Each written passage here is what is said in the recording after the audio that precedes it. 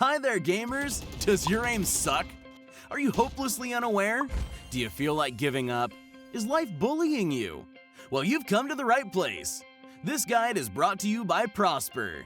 He will provide 10 tips to make every gamer 10 times better. No, 100 times better. These aren't just any tips.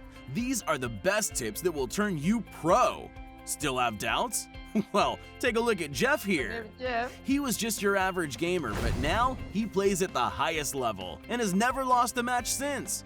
You too can see amazing results for just the low cost of a like and subscribe. So go on, what are you waiting for? Tips may or may not work for those without a competitive nature, non-humans, or those that don't watch the entirety of this video.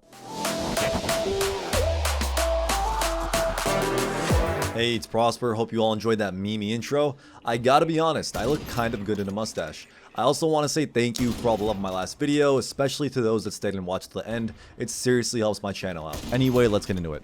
I got 5 tips for the first part of this 2-episode series, and honestly, while each tip could have been their own little video, I decided not to milk my content for views and to keep each tip very quick and concise, so make sure not to skip ahead and to watch the whole video. Hope you guys enjoy. Tip 1. Playing with the intent to stop something specific. If you don't play with a mindset of wanting to improve, you won't get anywhere. Most of you know this, but this can go even further. Playing to simply get better at the game isn't enough. It is time to not only look at what you can do to directly improve, and start looking at what you can stop doing. Pros aren't the best because they make these amazing plays or have the ability to hit a really nice clip every now and again. It's their lack of mistakes that allows them to play at such a high level so consistently. Getting rid of bad habits or poor decisions doesn't go away without your intervention. We need to put a conscious effort into it. Most importantly, by making fewer mistakes in game, you'll be giving yourself more opportunities to make more impactful plays. The best way to go about identifying what you do wrong is to compare your gameplay to someone better than you and try to pick out your worst habits. Remember to focus on fixing one bad habit at a time. Trying to stop all of them at once isn't ideal. Tip 2. Aim training on the right scenarios. Most of us know about aim training, but very few aim train correctly. This doesn't mean all the time you've put training your aim has gone to waste, but aim training on the right scenarios is a huge factor in seeing quicker improvement and breaking certain plateaus in your aiming mechanics. Picking up a routine or playlist of aim scenarios online will help, but finding the right ones is what's most important. For example, if I practice aim training on a routine with large fast strafing targets, let's say, it isn't like I wouldn't see any improvement in my aim in a game like Valorant, but it would be very minimal compared to a set of aiming maps that is very precision based, since it wouldn't mimic an in-game situation in a game like Valorant accurately. Now, surprisingly enough, some aim scenarios that are less obvious can help you, and this is usually why you want to pick a routine by someone who's more experienced and knows what works to fit your needs. Some people actually hire an aim coach for this, which isn't a bad idea in some cases, but is oftentimes rushed. Make sure to find a good one if you decide to go down this path. I'll post a video about aim coaching and when it can be helpful very soon, so keep an eye out for that. Tip 3. Understand everything in gaming is mathematical. Think of gaming as an equation of sorts. An addition of certain qualities and skills is what ultimately sums up a good player.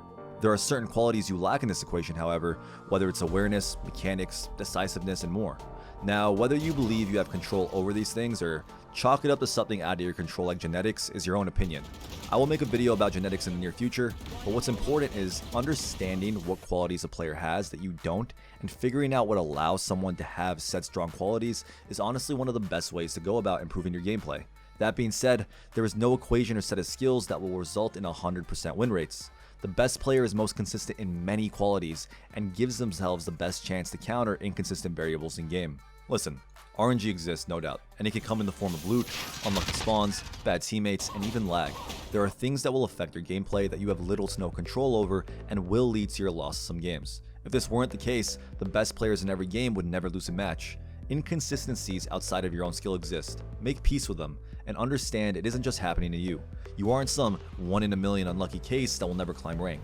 Gaming is a random occurrence of luck in in-game situations, and the best way to combat this is to be consistent in many areas of gameplay and to give yourself the best chance to win. So figure out what variables of your own personal equation you are missing and work on them. Tip 4. Take accountability for every outcome. Don't blame yourself, but learn to look at every situation you lose at a deeper level. This means believing nothing is impossible in game. We need to be careful here. It can be easy to become too harsh on yourself with this tip and cause unwanted stress.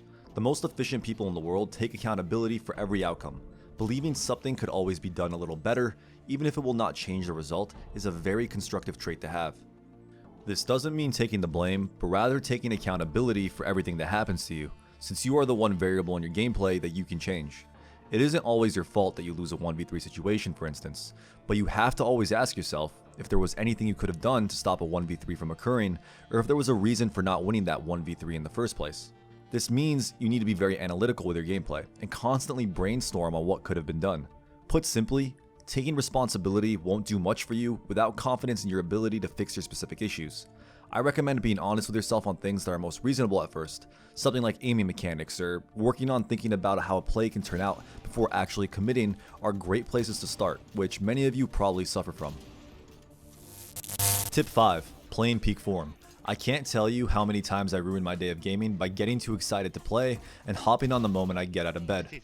You likely won't be playing your best without a proper start to your day and warm up. So get up, eat a light meal, and try to get some fats in for that brain fuel. Every morning I drink 2 cups of water, eat an apple, get my coffee with some MCT oil in it. My best days are when I either weightlift soon after or go for a walk or jog and get my blood pumping, take a shower, and then I'm ready to aim train. This all takes around 2 hours and is totally worth it because it helps my performance, my rate of improvement, and just offers my life more structure in general, which is something that many people lack when gaming too often. Now obviously this is my schedule, you can try it if you want, but something that fits your needs and helps you start the day is entirely up to you, so think about it for a minute and experiment. The main purpose I start my day this way is to give myself the best chance of playing near my skill ceiling. I want to be clear about why playing in peak form is substantial towards your improvement as a player. To do that, we need to understand skill ceilings and floors. Every player has a skill floor and skill ceiling. These terms don't refer to a genetic plateau or talent. Think of them as markers on your skill level when trying. Let's say I'm putting my maximum effort into playing well. My worst performance possible when trying would be my skill floor, and my best performance when trying is my skill ceiling. Getting better means doing things differently. Whether that is having better aim, communication, or something like in-game presence is irrelevant. The point is, in order to reach that higher level of play that we wish to be at, we need to be playing near our skill ceiling and start having moments in game where we are playing outside of our average capabilities. Slowly but surely, your ability to play around your skill ceiling will feel easier the more times you do it, since you understand what is required of you to play at that level. And before you know it, what was once your skill ceiling is now your average area of play. The best way to play at our skill ceiling for this process to occur is by making sure your floor is as high as possible, and you can do this by preparing yourself to be at your most optimal cognitively before you start playing. So start your day right and dominate. Those are my 5 tips for you guys. Hope you enjoyed the video. If you did, leave a like and subscribe. If you want to see part 2, comment down below.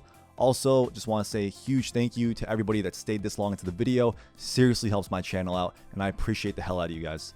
Anyway, follow me on Twitter at Prosper Ames. Join the Scholar Court if you haven't already. It has 1,000 members. It's a fast-growing Discord server, and it's honestly just really supportive. Tons of info there too if you're looking to improve. But yeah, see you guys next time.